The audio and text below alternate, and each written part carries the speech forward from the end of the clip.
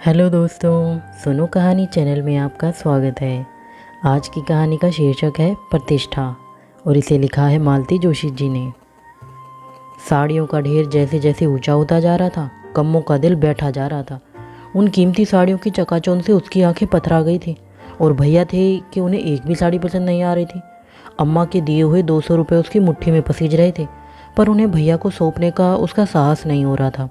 भैया के उस ओर बैठी भाभी भी शायद इसी संकोच में डूबी हुई थी, इसलिए अपनी पसंद नापसंद इजहार करने से कतरा रही थी।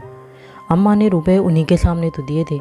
जब वे लोग चलने लगे तो अम्मा ने एक और लेकर उसे हौले से समझा दिया था, पैसे बच जाएं तो एक धोती तू अपने लिए भी ले लेना, पर पहले से बोलना नहीं। कम्मो ने सोच लिया था कि पैसे बच रहे तो वह अम्मा के लिए भी एक अच्छी सी साड़ी ले लेगी। पता नहीं कब से वे ही पुरानी चली आ रही हैं। भैया की शादी पर 4-6 साधारण सी जुड़ गई थी बस। समधियाने से आई हुई कामदार साड़ियाँ तो अम्मा ने चाची को पकड़ा दी थी। अब मुझ पे क्या ये ऐसी धोती अच्छी लगे, अम्मा कहती रही, पर सच तो यह था कि वे चाची को कुछ अच्छा सा देना चाहती थी।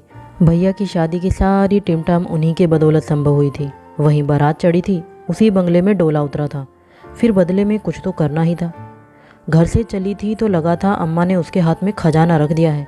यहाँ आकर अपनी हैसियत का पता चलता है। उसे तो मालूम भी न था कि दुनिया में इतनी महंगी साड़ियाँ बिकती हैं। अपनी याददाश्त में उसने सबसे महंगी साड़ी भैया की शादी के लिए खरीदी थी, 90 रुपये में। एट होम के दिन पहनी भी थी, पर ऐन वक्त पर चाची ने घुड़क दिया, ये जापानी जॉर्जेट कहाँ से उठा लाई बिन्नो, आजकल कोई पहनता भी है। और फिर उन्होंने अपनी ही एक भारी चंदेरी निकाल कर दी थी। पूरी शादी भर चाची अम्मा को, दीदी को, कम्मों को साड़ियाँ पहनाती रही और नौकर चाकरों के बीच फुसफुसाती भी रही।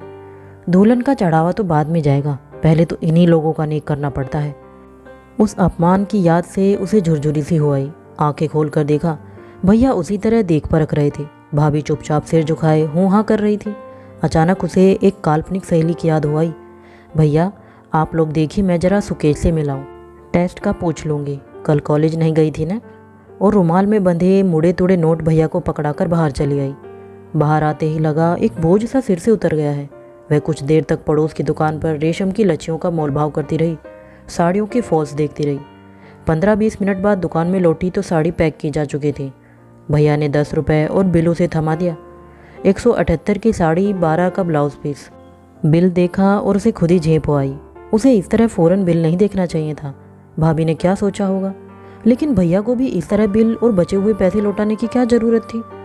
अब भाभी ने पूछा, अब क्या, घर चलो। भैया ने रूखी आवाज़ में जवाब दिया। तब कम्मों को ध्यान आया कि उनका चेहरा तमतमाया हुआ है। इस तरह अचानक मोड़ उखड़ने का कारण उसकी समझ में नहीं आया। पहले तय हुआ था कि लौटते समय कॉफ़ी हाउस चलेंगे, इसलिए शायद भाभी ने पूछा भी था। वैसे एकाएक प्रोग्राम बदल जाने का कम्मों को दुख नहीं हुआ। भैया के साथ कॉफ़ी हाउस जाते हुए उसे डर भी लग रहा था। एक आध बार सहेलियों के साथ जरूर गई है वहाँ, पर तब तो मन पर कोई टेंशन ही न रहता था। लेकिन भैया के सामने वह छोरी कांटे से खा भी न सकेगी, न ही हाथ से खाने का उसे साहस होगा। भाभी के सामने ही झड़क देते भैया तो और किरकिरी हो जाती। तांगे में बैठकर सीधे वे लोग घर आ गए। भाभी को ये तांगे बहुत भा गए हैं, बस जब भी बाहर जाएंगी इन्हीं पर। तांगे से उतरकर कम्मो तो सीधे घर आ गई। भैया भाभी सामने शर्मा जी के यहाँ अपने डेरे में चले गए। जब भी कम्मो उन्हें वहाँ जाते देखती है, मन इतना भारी हो जाता है। भाभी के आने का आनंद ही आधा रह जाता है। जब पहली बार उसे मालूम हुआ था कि इन लोगों के लिए शर्मा जी के गेस्ट रूम लिए जा रहे हैं, तो उसे बहुत बुरा लगा था। उसने अम्मा से कहा भी था, यह क्या करने लग जाती हो अम्मा तुम, पता है भैया कितने नाराज़ होंगे। कुछ नाराज़ नहीं होगा, उसी ने लिखा है। अम्मा ने धीरे से कहा तो वह सन रह गई। भैया की शादी चाचा जी के इलाहाबाद वाले बंगले में हुई थी। वहाँ न तो वह बंगला अपना सा था न भाभी। यहाँ अपने घर में भाभी को निकट से देखने का, पहचानने का, प्यार जताने का सपना था उसका, पर वह भी झन से टूट गया।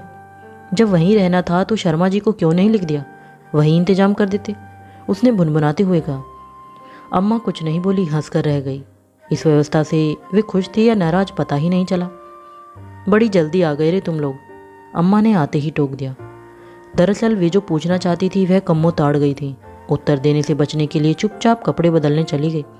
बाहर निकलकर देखा, पीछे वाले दालान में नई साड़ी का पैकेट लिए अम्मा खड़ी है और सामने तनी हुई मुद्रा में भैया खड़े हैं। उसे पसंद नहीं आई क्या? साड़ी की मुलायम सतह पर हाथ फेरते हुए अम्मा ने सहमे स्वर में पूछा। पसंद आने का सवाल ही कहाँ उठता है, मैं तो यह कह रहा हूँ तुम्हें रुपए देने की क्या ज़रूरत थी, और वह भी उसके सामने? मुझसे कह भर देती मैं। लेकिन बेटा, ये हम अपनी तरफ से दे रहे हैं, तू तो उसे ज़िंदगी भर पहनाएगा उड़ाएगा।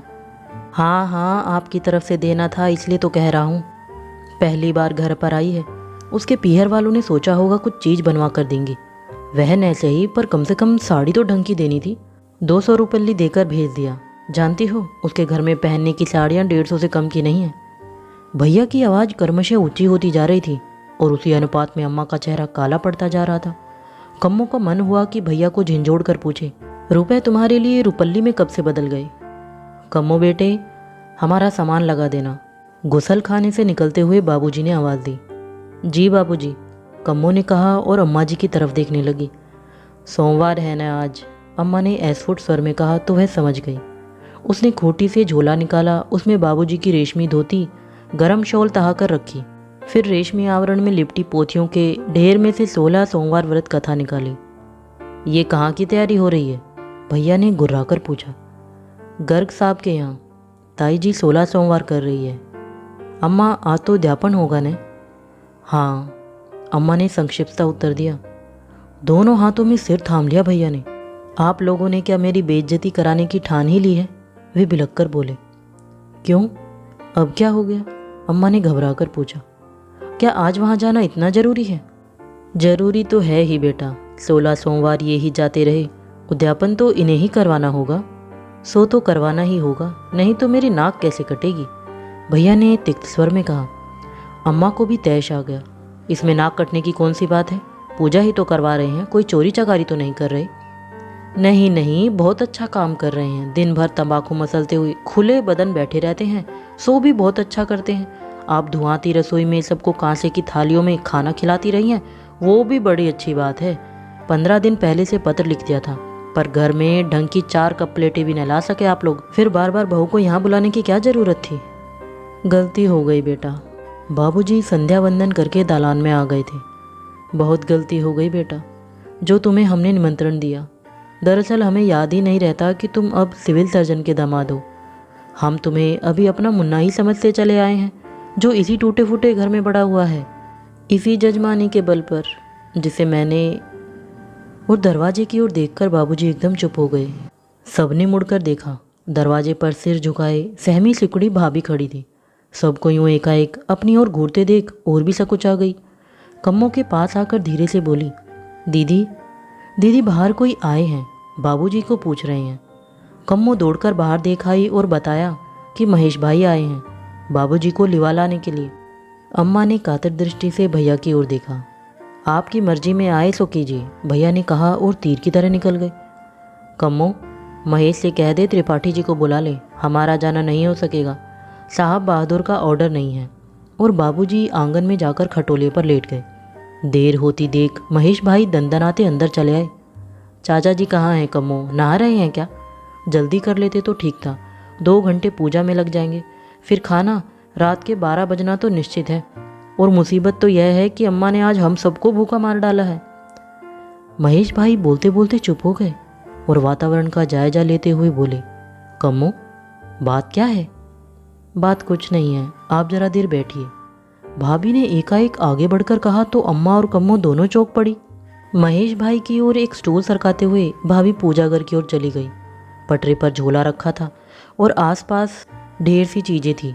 उन सबको झोले में ठूसकर कम्मो को दिखाया। दीदी ठीक है?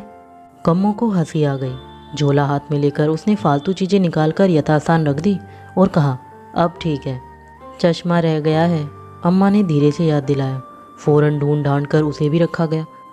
अरे वाह, भाभी जी तो एकदम एक्सपर्ट हो गई हैं, महेश भाई बोले। एक्सपर्ट कहाँ हुई हूँ, अभी तो सीख रही हूँ, भाभी ने सैलज मुस्कान के साथ कहा। फिर कम्मो से बोली, बाबूजी से कह दीजिए सब तैयार है। बाबूजी से कहना नहीं पड़ा, आंगन में बैठे बैठे सब सुन ही रहे थे। उठे और भारी भारी कदमों से महेश भाई के पीछे चल पड़े। उनका सिर झुका हुआ था और मुद्रा भी खिन्न थी। जाते हुए महेश भाई फिर एक बार लौटकर भीतर आए। चाची, आप लोग भी ज़्यादा देर न कीजिएगा, मैं अभी माँ से एक्सप्रेस पूजा करवाता हूँ, बस आप लोग फटाफट आ जाइए। महेश भाई के सामने अम्मा मुस्कुराती रही, पर उनके जाते ही एकदम उदास हो गई। वहीं दीवार के सहारे धम से बैठ गई। थोड़ी देर में ये कैसा तो नाटक हो गया था। अम्मा जी, क्या हम लोगों को भी जाना है वहाँ? भाभी ने पूछा। हाँ बेटा, जाना तो था, बिना जाने बुझे तुम लोगों का भी निमंत्रण ले बैठी हूँ मैं, अम्मा ने उसास भरकर कहा और चुप हो गई। उन्हें देखकर कम्मो का जी कैसा तो हो आया। आज के भोज का कल तक कितना उत्साह था मन में। सोचा था अपनी सुंदर सुशील एमए पास बहू को लेकर शान से वहाँ जाएगी। अब तक तो लोग होनार बेटे को लेकर ही उनके भाग्य को सराहते थे। अब राम जानकी का जोड़ा देखेंगे तो बधाइयों का तांता लग जाएगा। सारी उमंगों पर पानी फिर गया था। वहाँ कौन सी साड़ी पहनकर चलूँ अम्मा जी? भाभी पूछने लगी तो अम्मा ने चकित होकर सिर उठाया। पहन लो कोई अच्छी सी, उन्होंने ऐसफुट स्वर में कहा। ये नई वाली पहन लूँ? अम्मा ने चुपचाप पैकेट हाथ में पकड़ा दिया। वे अनमनी सी हो रही थी, कुछ भी अच्छा नहीं लग रहा था। सीधा पल्ला लूँ या यही ठीक रहेगा? भाभी जैसी पीछे ही पड़ गई थी। देखो बहू, इस बार अम्मा की आवाज़ जरा तेज थी। पहले अपने साहब से पूछाओ, बाद में हंगामा वो करेगा और आस पड़ोस में फजीहत हमारी होगी। यह कोई तुम्हारा बंगला नहीं है, घर से घर सटा हुआ है। जरा जरा सी बात पर लोग कान पर भाभी के कानों तक जैसे अम्मा की बात पड़ी ही नहीं।